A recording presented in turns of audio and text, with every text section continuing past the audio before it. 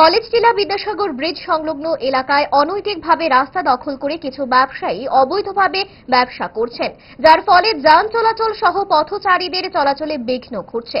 এমনই অভিযোগ এলাকাবাসীর। এই অভিযোগের ভিত্তিতে মঙ্গলবার এলাকাটি পরিদর্শন করেন মেয়র দীপক মজুমদার, পূর্ব জোনালের চেয়ারম্যান সুখময় সাহা।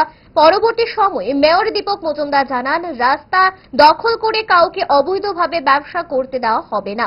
তবে তিনি আশ্বস্ত করেন বাজারটিকে অন্যত্র হস্তান্তর করা হবে। তবে শুধু বিদ্যাসাগর ব্রিজ সংলগ্ন এলাকায় নয়, শহরের সর্বত্র অদৃশ্য শক্তির অঙ্গুলি হেলনে যত্রতত্র রাস্তা দখল করে ব্যবসায়ী প্রতিষ্ঠান গড়ে উঠছে বলে অভিযোগ বিভিন্ন মহলের।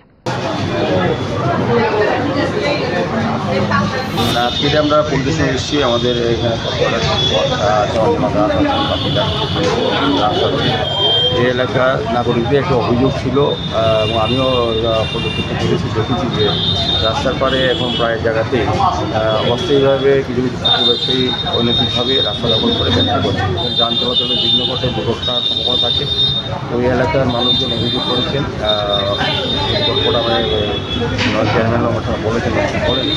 তো যাই হোক, আজকে এরা আমরা সিদ্ধান্ত নিয়েছি রাস্তা করে বাজার আর দেওয়া হবে না, বসতে দেওয়া হবে না।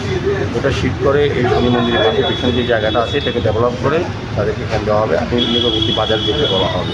এইভাবেই সারা আগরতলা শহরে বিভিন্ন বাজারগুলি যদি রাস্তা পাড়ে বা ব্রিজের উপর পড়ে যায়, যান চলাচলের বিঘ্ন ঘটে, সেগুলোকে আমরা সরিয়ে দেবো। তাই আজকে যোগনগর বিদ্যাসাগর সেতু সংলগ্ন যে বাজারটাকে আমি এখানে আমাদের বিভিন্ন চেয়ারম্যান আছেন, আমাকে বলবো যে তাও ব্যবস্থা গ্রহণ করে পরবর্তী সময় আমরা এই জায়গাটা ডেভেলপ করে আমরা তাদেরকে সরিয়ে দেবো।